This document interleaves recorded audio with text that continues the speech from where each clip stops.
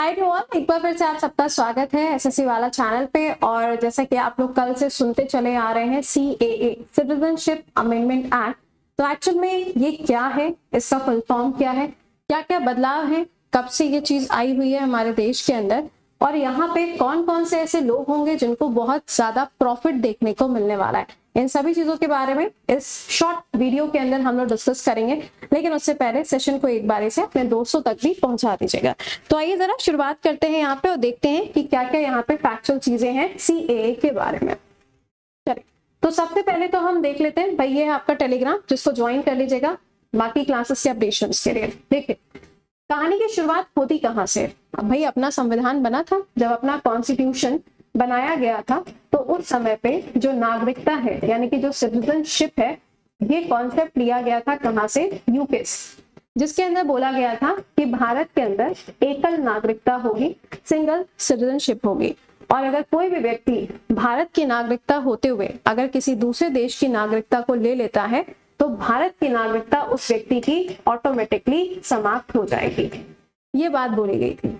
उसके बाद में नागरिकता को लेके यानी कि सिटीजनशिप को लेके अपने देश के अंदर कानून बनाया जाता है, और ये कानून बनता है 1955 के अंदर, जिसके अंदर बोला गया कि अगर कोई भी बाहर का व्यक्ति जो कि भारत का नागरिक नहीं है, बाहर का अगर कोई व्यक्ति है, तो वो भारत का नागरिक बन सकता है।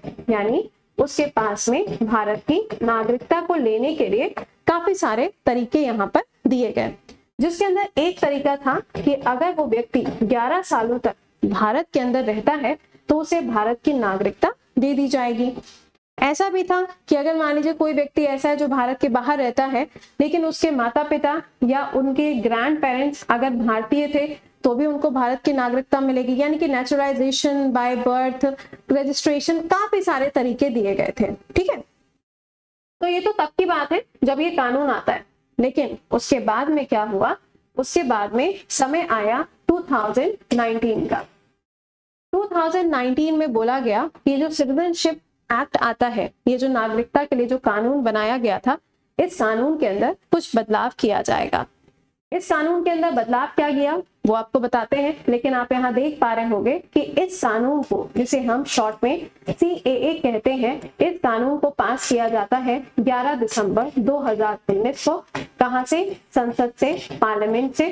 और इसके ऊपर साइन किसने किए? साइन किए गए राष्ट्रपति के द्वारा। और राष्ट्रपति उस समय पर कौन थे? राम नाथ कोविंद।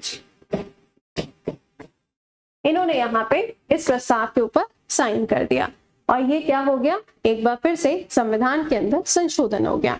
लेकिन जब यहाँ पे इसके अंदर बदलाव किए गए, तो इसमें क्या कहा गया है, पहले तो हमें ये मालूम होना चाहिए ना कि कुछ जगह पे आप देखिए, जैसे कि शाहीन बाग दिल्ली के अंदर, जब यहाँ पे ये आया था 2019 में, तो 2019 से लेके 2020 तक काफी ज्यादा आपको प्रोटेस्ट देखने को मिला था दिल्ली के अंदर, शाहीन बाग वाले एरिया में।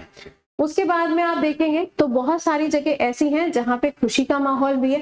तो एक्चुअल में इस कानून के अंदर बोला क्या गया है, चल देखते हैं। यहाँ पे इस कानून के अंदर बोला गया है कि जो भी ऐसा व्यक्ति है, एनी पर्सन, जो भी ऐसा व्यक्ति है जो अफगानिस्तान से, पाकिस्तान से और बांग्लादेश से भारत के अंदर आया है, ओके, भारत के अंदर आया है, उसे हम भारत की नागरिकता देंगे। लेकिन वो कितने सालों तक भारत के अंदर रहे? 5 सालों तक, तो ही हम उसे भारत की नागरिकता देंगे। भारत के अंदर कौन सी तारीख के पहले आया है? तो 31 दिसंबर 2014 से अगर पहले आया है तो उसे भारत की नागरिकता दी जाएगी।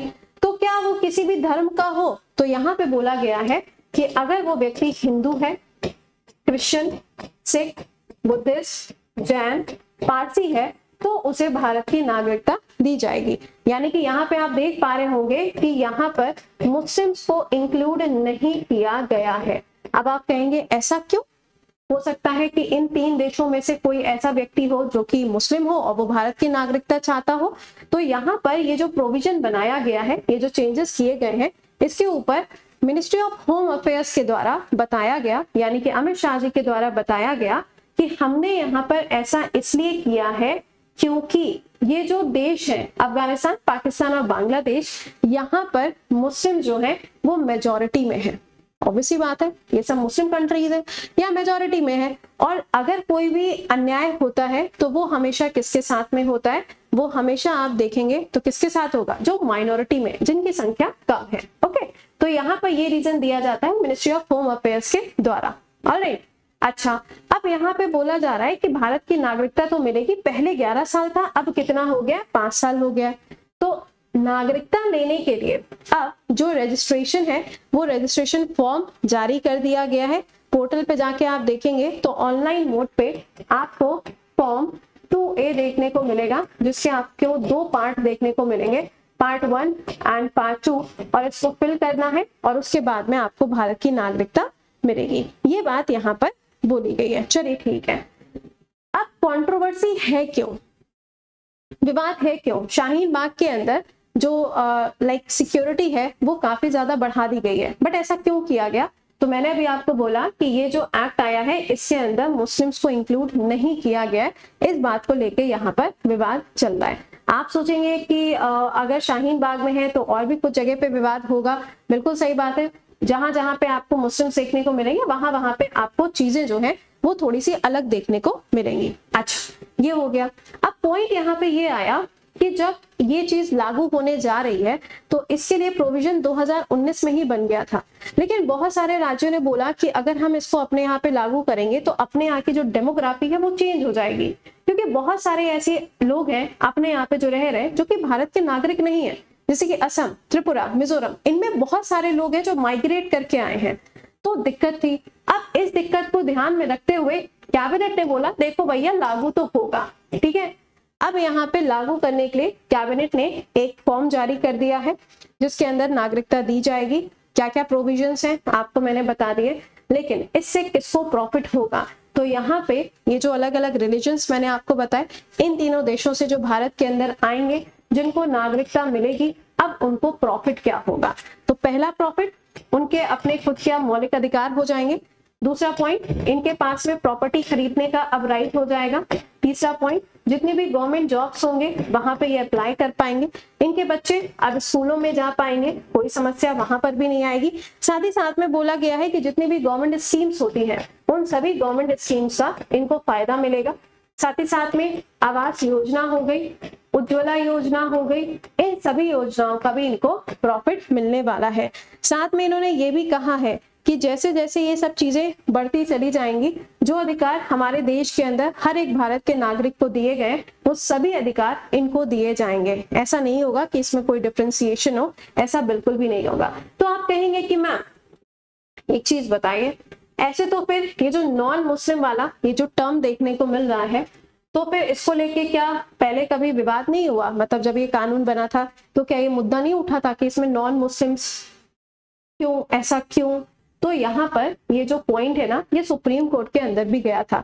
काफी सारे लोगों ने ये डिमांड की थी कि ये जो कानून बनाया गया है ये भारत के अंदर चीजों को डिस्क्रिमिनेट कर रहा है, धर्म के आधार पर चीजों को बांटने का काम कर रहा है। लेकिन सुप्रीम कोर्ट की तरफ से ऐसा कोई डिसीजन नहीं आया कि ये अनकॉन्स्टिट्यूशनल है, ऐसा कुछ भी नहीं बोला गया है। और अब यहाँ पर इसको लागू किया जा रहा है। एक फॉर्म जारी कर दिया गया है जहां पे आप देखेंगे अब आप क्या कर पाओगे, अब आप उस फॉर्म को भर के भारत की नागरिकता ले सकते हैं। इसमें किसको किसको इंक्लूड किया गया?